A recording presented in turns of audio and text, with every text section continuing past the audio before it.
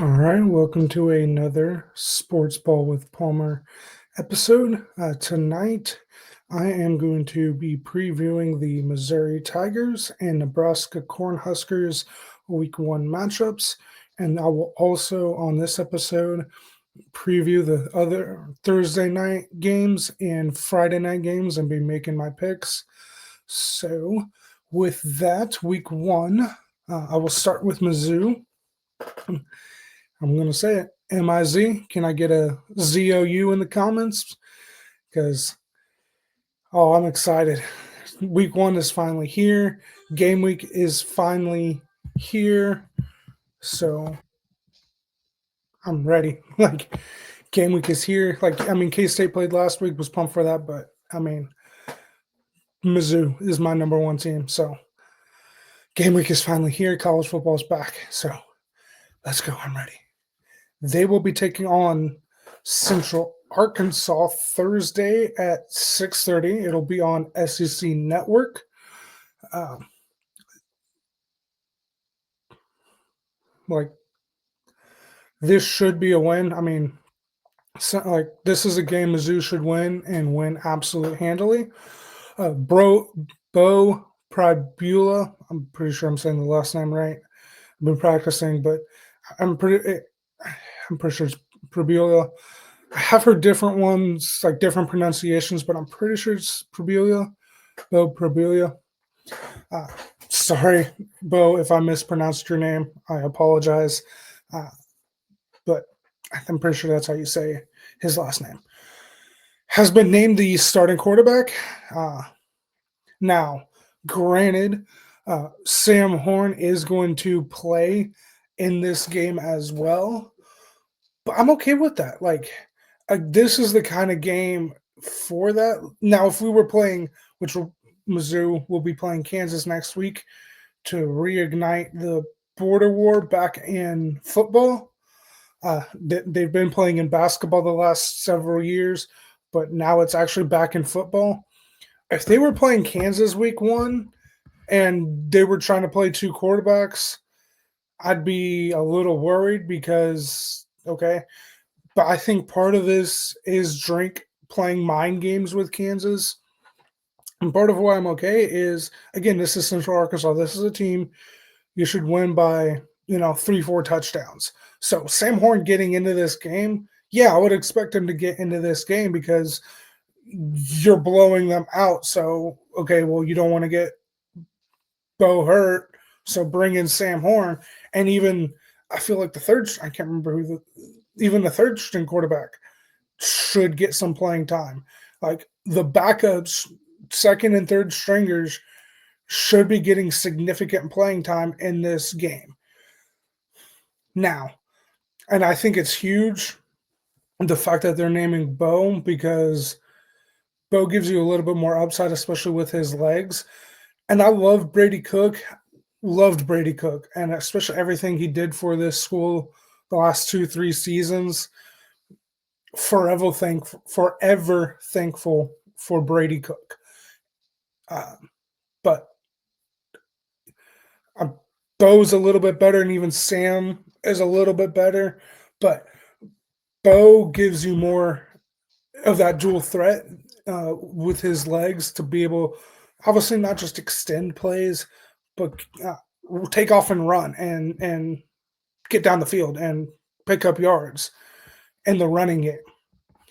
And I think he's a little bit better from what clips I've seen from fall camp that Mizzou has put out and other media, like Columbia media and other like Mizzou media has put out from spring, summer, and fall camps. Bo looks good. So I'm excited to see what he can bring Thursday night. But playing now, Sam Horn, and nothing against him, but he's more of a pocket, like your Peyton Manning, your Tom Brady, Joe Montana. No, Montana a little bit more legs, but like those kind of quarterbacks, they're more pocket. Now he can use his legs if needed, but it is not his strength. His strength is his arm. So Bo gives you higher upside as a dual threat quarterback to get out of the pocket. So I'm excited with Bo because he's big transfer coming from Penn State, and now he was the backup there. But him coming in and taking over this starting role, I can't wait to see what he is going to do this season at Mizzou. But and of course, for a lot of teams, it games are won and lost in the trenches, and Mizzou's O line and D line are going to be areas of concern. Um, Obviously, not just for this game. Now, again, in Central Arkansas, this is a team, no matter what, you should absolutely dominate from start to finish. But Caden Green is going to be moving out to left tackle.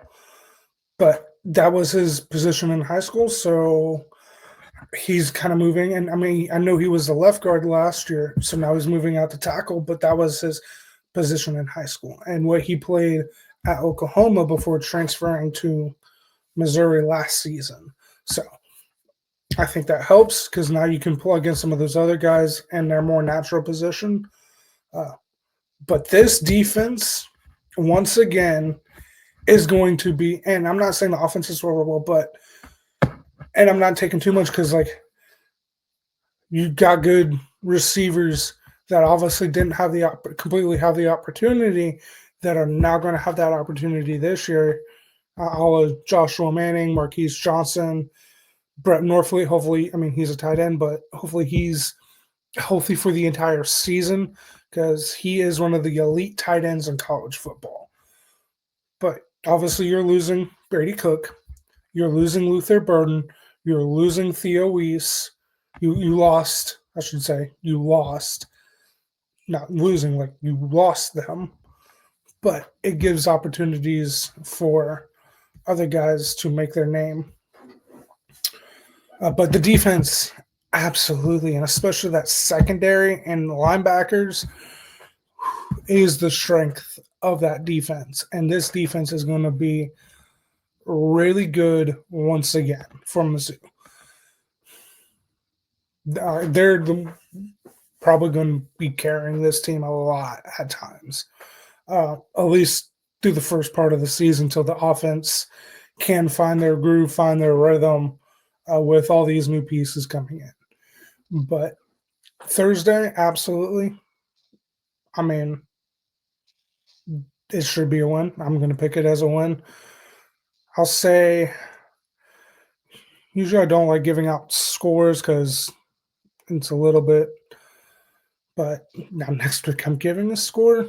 I'm getting that kid in border work. But I'll say Mizzou 42, Central Arkansas 7. I don't know what the spread is. That might be covering. So, but this is going to end up being a W for the Missouri Tigers, 1-0. Next is the Nebraska Cornhuskers. They will actually kick the season off here in Kansas City against the Cincinnati Bearcats. So, should be fun. Now, it is interesting. Cincinnati is technically, they're the home team. Like, this game was actually supposed to be played in Cincinnati, and I can't remember the reason why it ended up getting moved to Arrowhead, but the game has gotten moved to Arrowhead. So now it's practically a home game for Nebraska because Kansas City is not that far from Lincoln. So Husker fans have a lot shorter drive to Kansas City than Cincinnati fans do. I mean, it's, I believe, 8-hour drive, 9-hour drive from, because I know it's 7 to Louisville from here.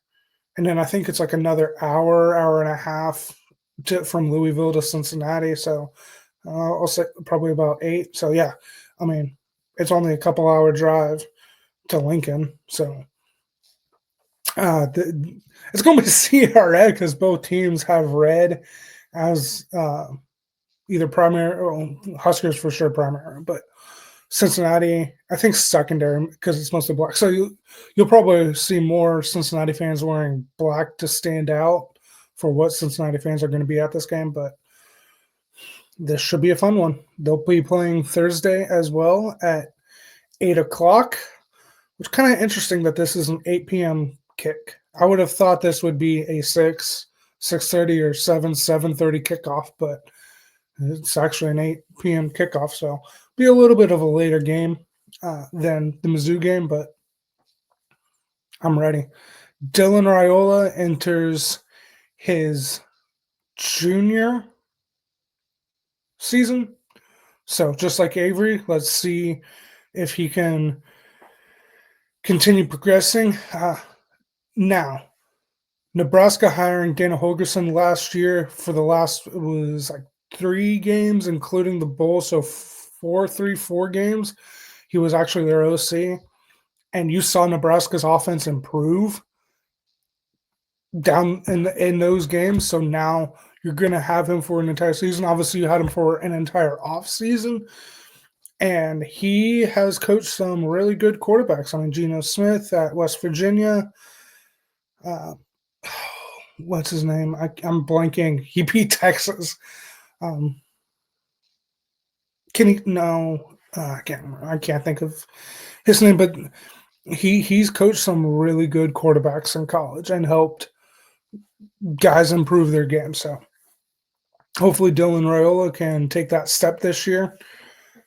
And I think he will. I think, honestly, Nebraska is a dark horse and a sleeper team to watch out for in the Big 12. I mean, yeah, I get it. Almost every year, it's like, hey, Nebraska's back, or what's Nebraska going to be this year? Oh, and then they end up falling short. But you look at Matt Rule in his 3rd season at where he's been in the past, at Temple, at Baylor, those teams, those programs took a leap in that 3rd year. So this is Matt Rule's 3rd season at Nebraska. So we'll see if Nebraska can take that 3rd year leap under Matt Rule. And I really think they can, because they do have a favorable schedule. When I said it on the preview of their season, when I went over their schedule, I mean, they really do have a favorable schedule. Like, I feel like 8-4, and that's maybe dropping a couple other games that I think they can win. And I wouldn't say should win, but can win. But they really do have a favorable schedule this season. Like, they can go 9-3, 10-2. I won't say 11-1, but I'll say they can go 9-3 or 10-2. And it starts, I mean, I'm not going to say a loss this week on Thursday to Cincinnati is going to derail their season. Now, it might derail a lot of the hype surrounding them, especially nationally and maybe even locally, because, I mean, I'm not saying Cincinnati's horrible, but they're near the bottom of the Big 12. And since they've joined the Big 12, they haven't been as successful as they were in the American Athletic Conference. Now, obviously, you're making that conference jump to a lot higher skill, a lot tougher competition in the Big 12 than what they were playing in the American. But I think they'll be improved a little bit this year. But this is a game Nebraska should win. And again, even though Cincinnati is technically going to be the home team, with it being at Arrowhead again, you're going to have that home crowd advantage. So take advantage of having the home crowd and come out and win this week. Now, I think they will win. I'm predicting that they will. I'm going to say Nebraska is going to take home that W and be 1-0.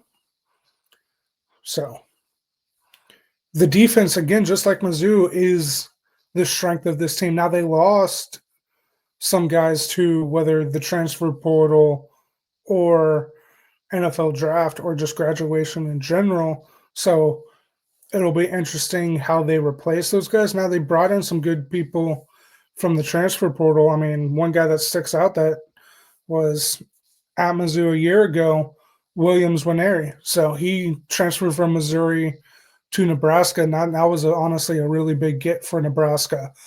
He was a highly belief, I believe 5 star. I mean, might have been 4 star, but I'm pretty sure he was actually a 5 star uh, recruit coming out of high school. So big time transfer portal get for Nebraska to replace some of the production they lost. But so we'll see. I think they start out the season, which they haven't won other.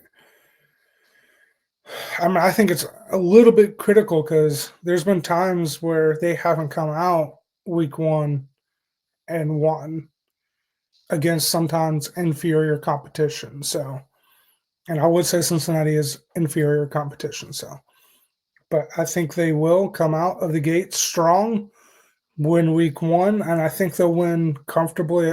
Now, I'm not again, not gonna say score. Usually not. Just did from a zoo, and then definitely next week for the border war. But I'll say they win by. And again, I don't know what the spread is, and I ain't giving betting advice anyway. But well, I think the spread's only a touchdown. I think could be wrong, but I think Nebraska wins by 10-17. And especially fueled by a home crowd, even though this is a neutral site game. So Huskers and Mizzou both taking home the dubs, 1-0 to start the year. Now, I am going, not every game, and I will say this, it's only going to be big time top 25 matchups, and then ACC, Big 12, Big 10, SEC. And then I'll also talk about like Marshall, especially if they're not playing, like this week they're playing Georgia. So, like, of course, they're going to get covered because they're playing an SEC opponent. But I'll even cover the service academies: Army, Air Force, and Navy. Go Army, beat Navy. Just saying. But that's always a fun game. Army, Navy, and all the service academy games when they play each other are always fun games. So, and it's kind of like that little brother. They can make fun of themselves, and I can kind of say that being former National Guard, like we can talk on Navy, Air Force, and they can talk crud on us, but no one else can. It's like you can talk crud on your sisters or brothers, and they can do the same to you. But if someone else tries to, no, no, no, no, there's a fighting where it's like, no, no, no, only I get to mess with them. So, not you. I know that was a little random, but hey. And I'm going to go time order too um, to cover the games. Obviously, I'm not going to talk about Mizzou and Nebraska because I just talked about them. I just covered that. So, first game is UT Martin against Oklahoma State. Oklahoma State is the home team here. I mean, I know Oklahoma State had a down year last year, but that was Gundy's first losing season in a really long time. So even if they only go 6-6 or 7-5 this year, I think Oklahoma State is going to bounce back this year. I mean, I know there's still a lot of question because like literally almost the entire team is gone. So, but it's Gundy. I trust him. Like there was some craziness that happened last year too. So, they're gonna start the season here 1-0. So I have Oklahoma State winning. Then next up, and that game is at 6:30. Oh well, no, I'm not completely going in. Sorry, I apologize. Not completely. Then is Miami of Ohio against Wisconsin.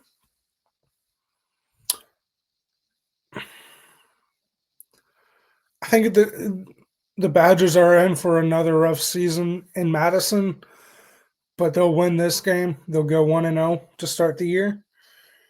Next up is Boise State at South Florida. Now, South Florida has gotten a little bit of hype this year And of course, Boise State's coming off the college football playoff appearance, although they lost. And they're also losing big time. Who should have won the Heisman, Ashton Genty. So I think they are going to take a step back because, I mean, I'm not going to say he was their offense, but he was dang near close, literally their offense. So they could take some time to adjust. I'll actually take South Florida in this game. Not confident about that, but I'll take South Florida in this game. Next up is East Carolina Pirates. Stupid fly. Don't know how you freaking got in here. The East Carolina, we believe in the Pirates. Yeah. Okay. So if you listen to sports gambling podcasts, like I mean, I do. I'm just not going to give out betting advice, but I listen to them. Oh, Colby. Hey, I'm taking your Pirates to win this game over the NC State Pussy Pack. But yeah, NC State going to win this interstate rivalry game. Next up is Jacksonville State at UCF as Scott Frost makes his return debut to UCF. They're going to win. I mean, I think UCF is a team also at the bottom, just like Cincinnati is at the Big 12. Not expecting too much from them this year, but they could surprise. But I mean, again, this is a non-conference game, not too high caliber of an opponent. I'm going to pick UCF here. Next up is Elon at Duke. Yeah, just Duke. Next up is Buffalo at Minnesota. Gophers. The Minnesota Gophers are going to win. Next up is Stephen F. Austin at Houston. I think Houston's going to be a surprise team this year in the Big 12. And they're going to start, I mean, again, it's Stephen F. Austin. So not like playing Auburn or Indiana or something like that. But Houston, 1-0. That is it for the Thursday games. Friday's games, which this is a spread out week one state. I mean, you got games Thursday, Friday, of course, Saturday. You'll have a couple Sunday, and you'll have a game Monday. So it's going to be kind of a spread out slate, but hey, excited for it. So Friday, you'll have Tarleton State at Army. Go Knights. Army, 1-0. Next up, honestly, probably the biggest game on Friday's slate, arguably, at least one of the bigger games on Friday's slate, is the Auburn Tigers going up against the Baylor Bears in Waco.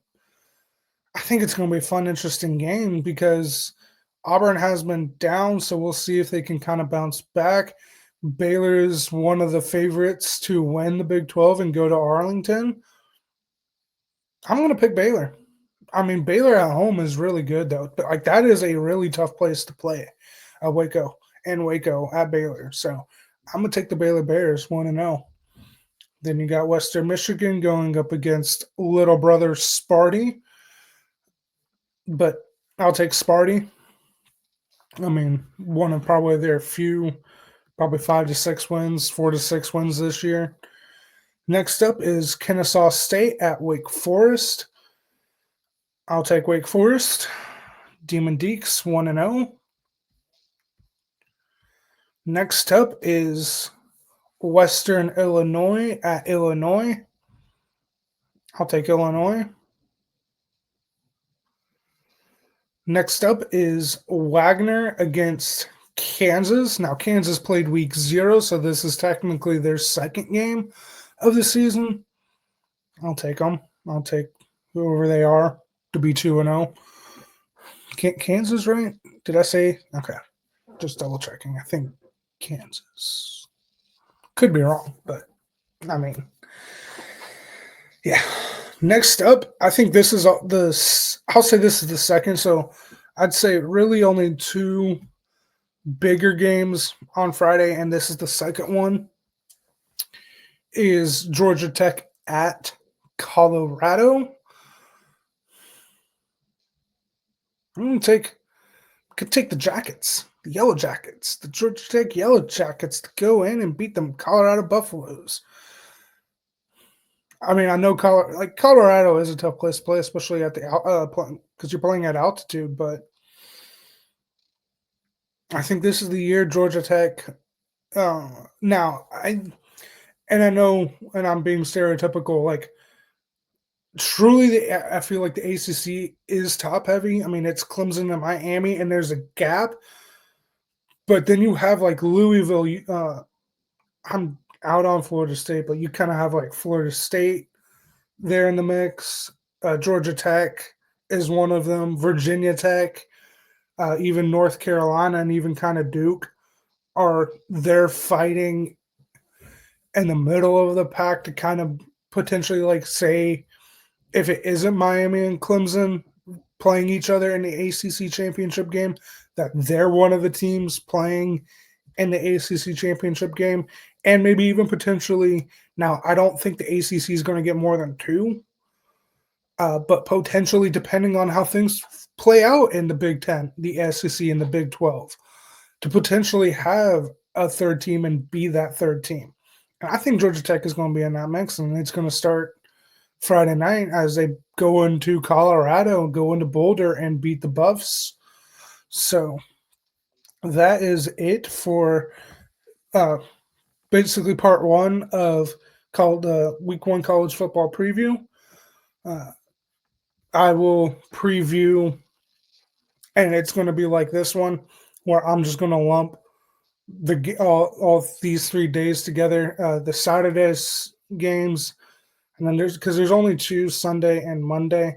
Uh, that will all be in a preview together coming up later this week. It's just easier to break it down because again, there's just so many games. It's just easier to break it up. But I'm excited. Looking forward to the Mizzou season. I think they'll be back closer to not just record wise, but how this season went 2 years ago. I mean, again, you're still coming off back to back 10-win seasons, but I mean, obviously you went 9-3, kind of, and fell short of the goal of making it to the college football playoff. But this year, I think they'll be, which again, obviously 2 years ago, had there been the playoff, the expanded 12-team playoff, because obviously we've been in the playoff era. So I should say expanded 12-team playoff. If it would have been there 2 years ago, they would have been in the playoff.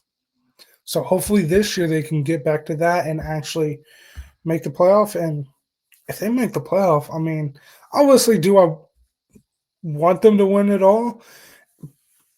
Can they? Yeah, I think they could. I mean, yeah, obviously Georgia's really good, Penn State's really good, Michigan, Oregon, Texas, LSU. Like obviously those are the heavier favorites for a reason.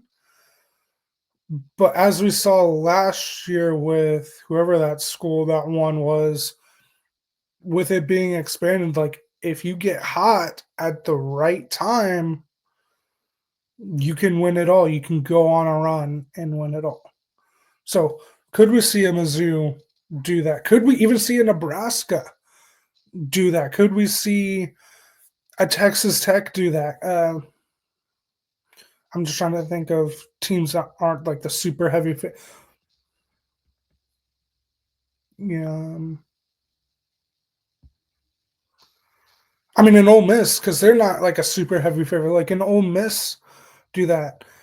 Even though I don't like a Tennessee go on that run, even a Notre Dame because they're not one of the like heavy favorites. But I mean, they played in the national championship last year. They obviously fell short and lost in the championship game. But could you see a Notre Dame go on a run? Yes, because especially with this expanded playoff, I like it. Of course, there's talk of expanding it to 16 or even more. Me personally, I'm okay with 16.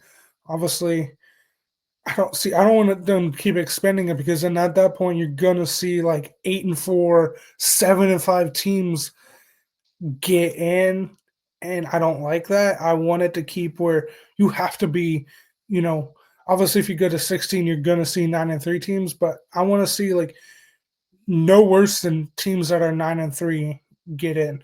Now, obviously, with it being like, okay, BCS, you had to be pretty much either undefeated or only have one loss, or you weren't going to be playing in the national championship.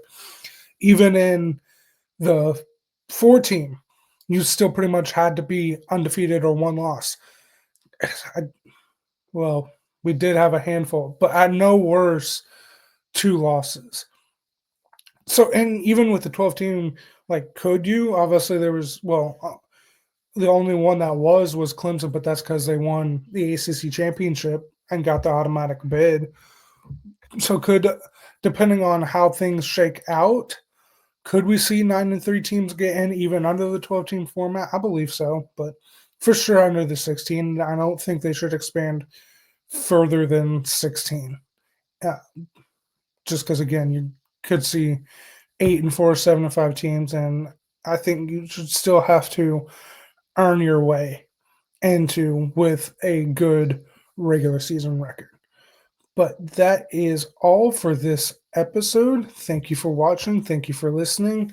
Please like and subscribe. Please like the video. Please subscribe. And also don't forget to click the notification bell so you can get notified when I post new episodes. But I hope you guys have a great Tuesday afternoon, evening, more evening.